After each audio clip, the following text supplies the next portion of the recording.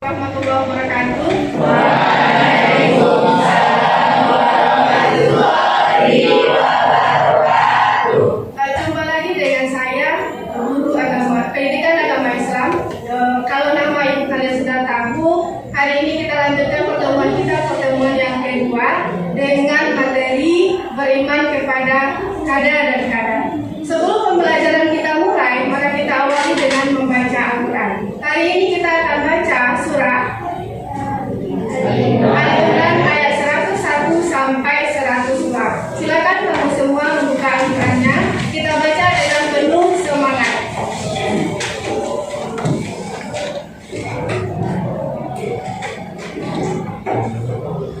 Dan silakan mulai.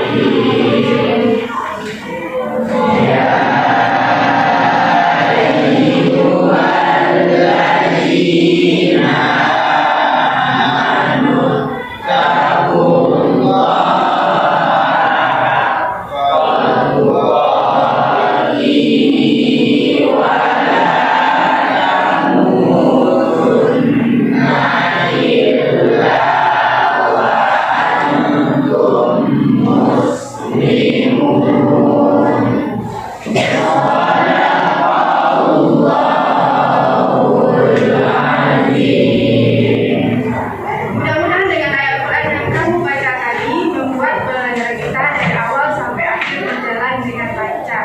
Amin, amin ya rabbal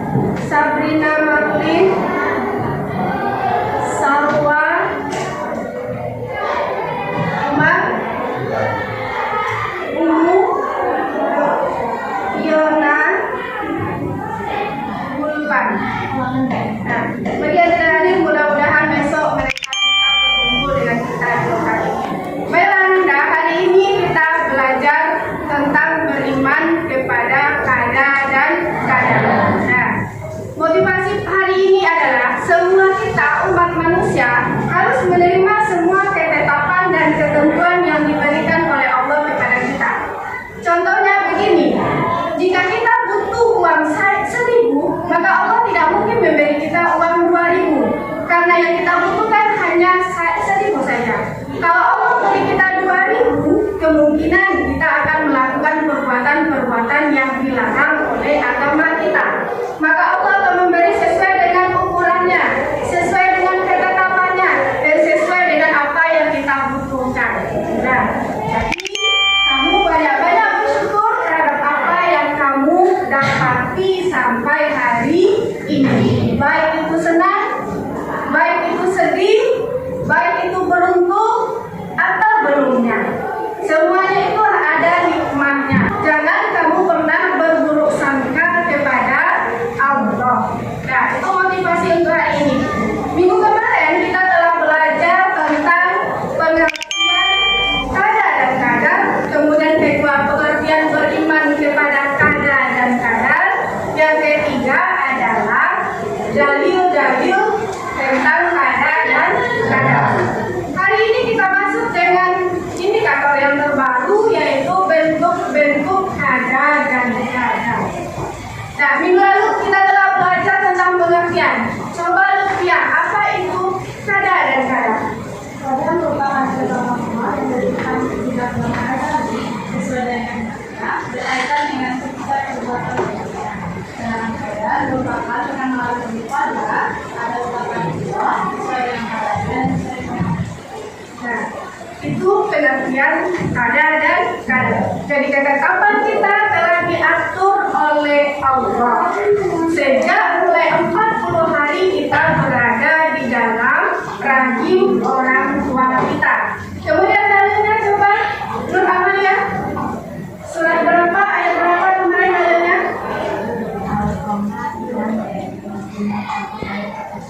Apa kata surah Al-Qamar?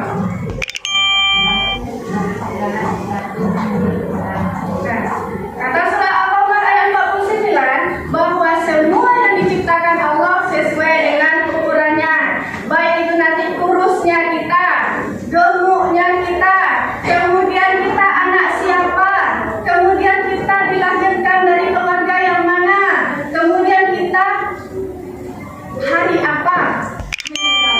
Semuanya telah ditentukan oleh Allah. Dalil yang keduanya, Nur Amalia?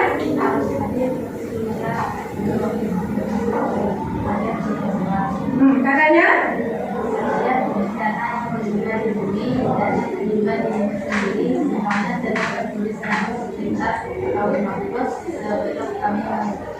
Nah, jadi ketetapan kita, qada dan qadar kita telah ditulis oleh Allah di Lauhul Mahfuz.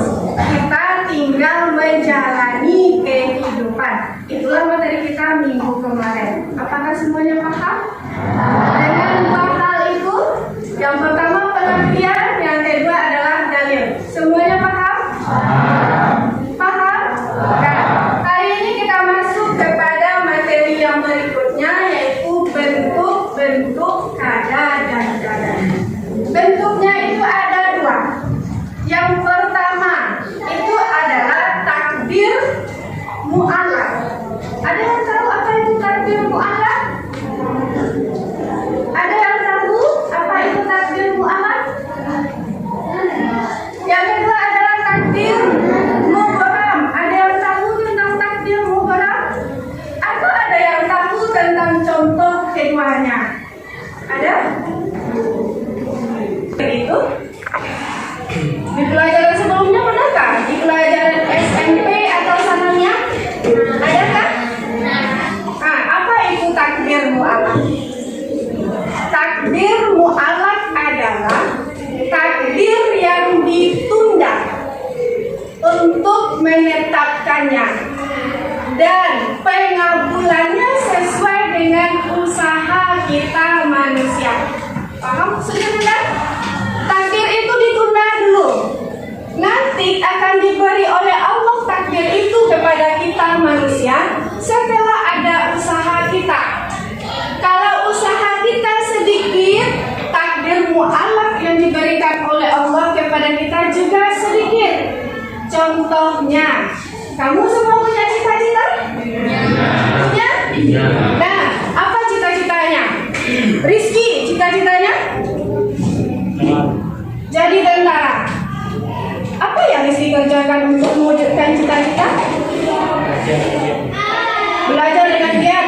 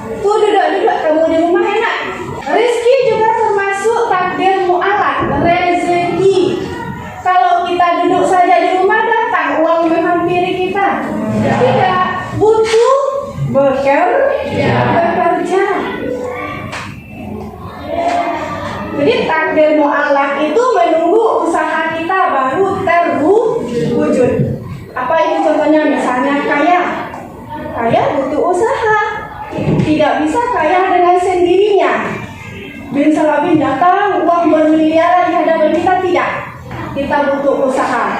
Kemudian terwujudnya cita-cita butuh usaha. Maka itulah yang dinamakan dengan takdir mu'allaq. Nah, yang kedua adalah takdir mubram. Takdir yang tidak bisa dirubah. Sudah ditetapkan oleh Allah sejak kita berada di dalam rahim orang tua kita. Apa contohnya kira-kira? Kematian. Dan kematian. Kematian kita tidak bisa di request Ananda. Saya mau matinya, silakan. Silakan duduk, cari tempat yang kosong. Nah, silakan. Nah, silakan. Contohnya tadi kematian. Kita tidak bisa request kita mau meninggalnya hari Jumat karena Jumat itu hari yang luar biasa mulianya. Tidak bisa. Kita mau meninggalnya begini, tidak bisa. Maka hari meninggal kita sudah ditetapkan oleh Allah. Bagaimana keadaan meninggal kita juga sudah ditentukan. Itu tidak bisa kita rubah. Apalagi yang kedua? Jodoh. Jodoh itu sesungguhnya bisa dirubah sesuai dengan usaha kita untuk memperbaiki diri. Kalau kamu mau jodohnya orang yang soleh, ya solehahkan dulu diri kamu. Karena sesungguhnya jodoh itu adalah cerminan diri kita masing-masing. Jangan pernah pula kamu berharap jodoh saya adalah seorang laki-laki yang tampan dan soleh. Kalau kamu tidak mencantikkan dirimu dengan akhlak yang mulia, maka jodoh itu tidak akan datang seperti itu. Nah, jadi apa lagi takdir yang tidak bisa dirubah? Jenis kelamin. Jenis kelamin juga tidak bisa dirubah. Allah telah menetapkan kita lahir dari ibu yang mana, kemudian jenis kelamin apa, itu sudah ada ditentukan oleh Allah. Orang tua kita pengen laki-laki, tidak bisa dia merubah. Tahu orang tua kita hamil, ya Allah, saya mau dikasih anak laki-laki saja ya Allah, karena nanti dia akan berguna bagi saya ya Allah. Laki-laki ya Allah, tidak bisa orang tua kita menikah. Allah akan memberi sesuai dengan ketentuannya. Kalau nanti Allah katakan memberi anak laki-laki kepada orang tuamu, mungkin datang masalah lain. Maka Allah mungkin memberi anak orang tua sesuai dengan yang dibutuhkan orang tua kita nanti. Karena Allah tahu segala-galanya. Kemudian apa lagi Anda yang tidak bisa dirubah? Yang pertama tadi adalah kematian. Yang kedua jenis kelamin. Yang ketiga postur tubuh bisa diusahakan. Ibu yang kurus karena malas makan, yang rajin makan tentu tidak akan kurus, pasti akan gemuk. Cacat dari lahir. Kalau cacat dari lahir bagaimana Anda? Itu ibu rasa tergantung usaha orang tua kita juga yang merawat janin yang berada di dalam kandungannya.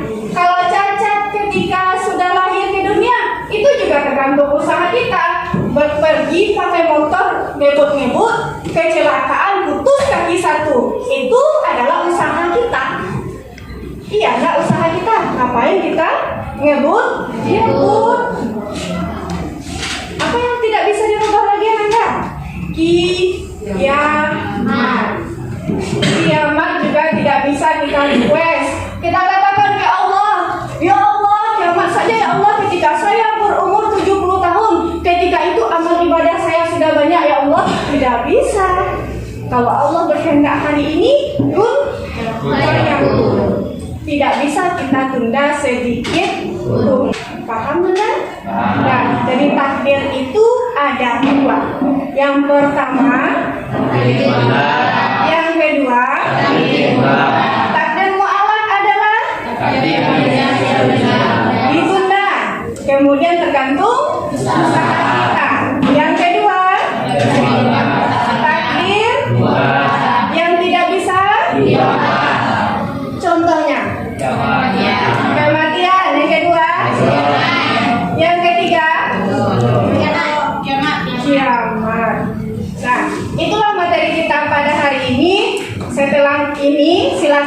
kerjakan soal latihan yang ada di LKPD dan kita kumpulkan. Nah, demikian pembelajaran kita hari ini. Mudah-mudahan minggu depan kita bisa bertemu kembali dalam keadaan sehat walafiat. Ibu tutup dengan bacakan hamdalah.